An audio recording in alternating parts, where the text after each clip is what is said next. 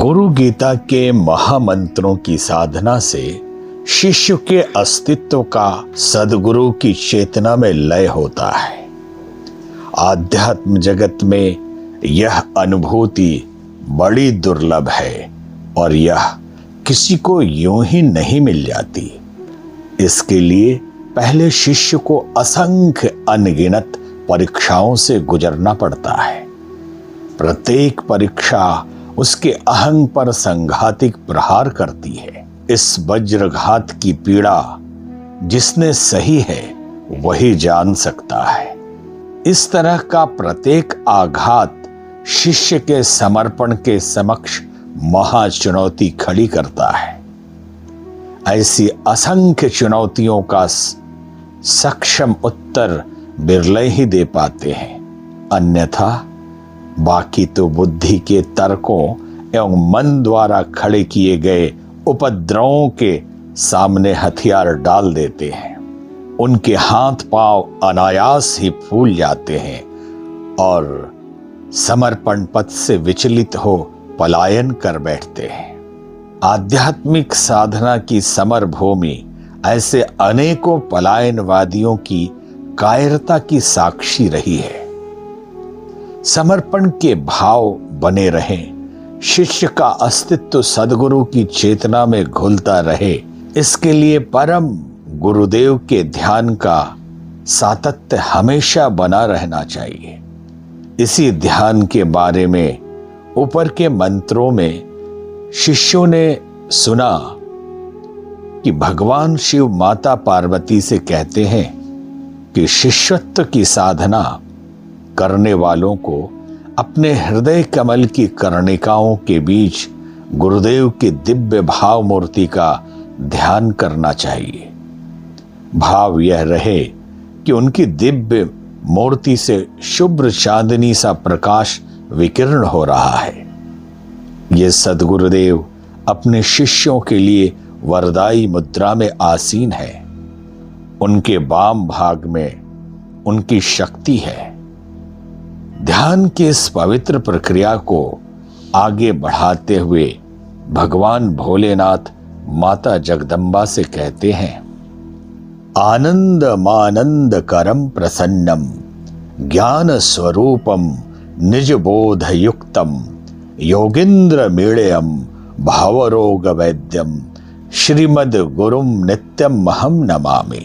यस्मिन् सृष्टि स्थिति ध्वंस निग्रहानुग्रहात्मकम कृत्यम पंचविधम शाश्वत भासते तम नमाम्यहम्।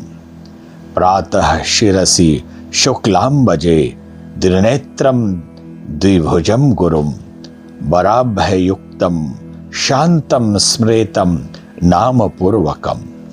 गुरुदेव आनंदमय रूप है। वे शिष्यों को आनंद प्रदान करने वाले हैं।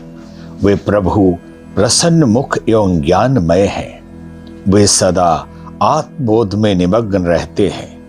योगी जन सदा उनकी स्तुति करते हैं। संसार रूपी रोग के वही एकमात्र वैद्य हैं। मैं उन सद्गुरुदेव का नित्य नमन करता हूं, जिनकी चेतना में उत्पत्ति, स्थिति, ध्वंस, निग्रह एवं अनुग्रह के 5 कार्य सदा होते रहते हैं। उन गुरुदेव को मेरा नमन है। इस भाव से गुरुदेव को नमन करते हुए प्रातःकाल सहस्र दल कमल में शांत वराभय मुद्रा वाले, कृपा करुणा रूपी दोनों नेत्रों वाले, रक्षण पोषण रूपी 2 भुजाओं वाले गुरुदेव का नाम सहित स्मरण करना चाहिए। गुरु गीता के इन मंत्रों में सद्गुरु स्मरण एवं उनके ध्यान की महिमा है। गुणों के बिना स्मरण एवं रूप के बिना ध्यान आसान नहीं है। इसलिए शिष्यों को अपने गुरुदेव के नाम का स्मरण करके गुणों के चिंतन साथ करना चाहिए।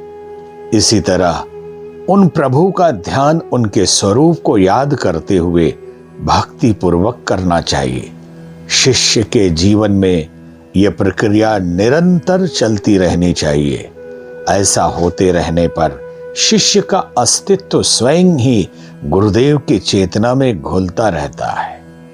जिन्होंने ऐसा किया है या फिर कर रहे हैं, वे इससे होने वाली अनुभूतियों और उपलब्धियों के स्वाद से परिचित हैं। ऐसे ही एक सिद्ध तपस्वी हुए हैं बाबा माधवदास। गंगा किनारे बसे गांव वेणुपुर में उन्होंने गहन साधना की। गांव वाले उनके बारे में बस इतना बता पाते हैं, बाबा जब गांव से गए थे तब उनकी आयु लगभग 40 साल की रही होगी। सामान के नाम पर उनके पास कुछ खास था नहीं, बस आए और गांव के बाहर पीपल के पेड़ के नीचे जम गए। बाद में गांव वालों ने उनके लिए कुटिया बना दी। बाबा माधवदास की एक ही साधना थी, गुरु भक्ति। इसी ने उन्हें साधना के शिखर तक पहुंचाया था। जब तक उनके गुरुदेव थे, उन्होंने उनकी सेवा की, उनकी आज्ञा का पालन किया। बाद में उनके शरीर छोड़ने पर उन्हीं की आज्ञा से इस गांव में चले आए। चर्चा में गांव वालों को उन्होंने बताया कि उनके गुरुदेव कहा करते थे कि साधु पर भी समाज का ऋण होता है जो उसे चुकाना चाहिए। क्या ही अच्छा हो कि एक एक साधु एक एक गांव में जाकर ज्ञान की अलख जगाए, गांव के लोगों को शिक्षा और संस्कार दें, उन्हें आध्यात्मिक जीवन दृष्टि प्रदान करें। अपने गुरु के आदेश के अनुसार वे सदा इन्हीं कर्मों में लगे रहते थे। जब गांव वाले उनसे पूछते कि वो इतना परिश्रम क्यों करते हैं, तो वे कहा करते थे कि गुरु का आदेश मानना ही उनकी सच्ची सेवा होती है। बस मैंने सारे जीवन उनके आदेश के अनुसार ही जीने का संकल्प लिया है।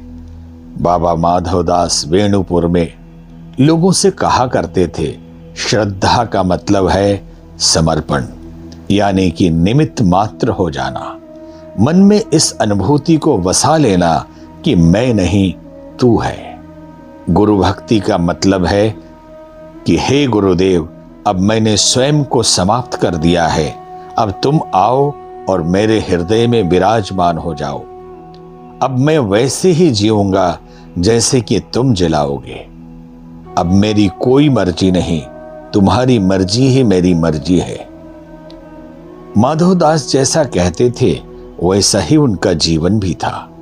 उनका कहना था कि शिष्य जिस दिन अपने आप को शव बना लेता है, उसी दिन उसके गुरुदेव उसमें प्रवेश कर जाते हैं और उसे शिव बना देते हैं।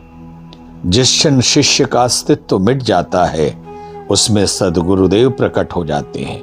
फिर सारी बाधाएं समाप्त हो जाती है और सारी साधनाएं स्वयं होने लगती है। सभी तप स्वयं होने लगते हैं। शिष्य को यह बात हमेशा ध्यान रखना चाहिए, सत्कर्म एक ही है जिसे हमने न किया हो, बल्कि हमारे माध्यम से स्वयं गुरुदेव ने किया हो। जो भक्ति अहंकार को लेकर बैठता है, वो कभी पवित्र नहीं हो सकता।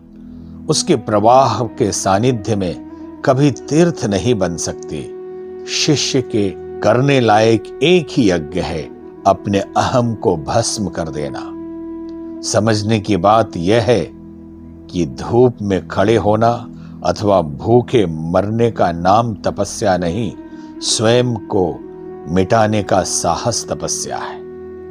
शिष्य धर्म को निभाने वाले बाबा माधवदास सारे जीवन यही तप करते रहे। इसी महातप से उनका अस्तित्व जन जन के लिए वरदान बन गया। पर यदि कोई उनसे उनकी उपलब्धियों की बात करते तो वे हंस पड़ते और कहते, मैं हूं ही कहां, ये तो गुरुदेव हैं जो इस शरीर को चला रहे हैं और अपने कर्म कर रहे हैं। इस सत्य के नूतन आयामों को अगले मंत्रों में स्पष्ट किया जाएगा।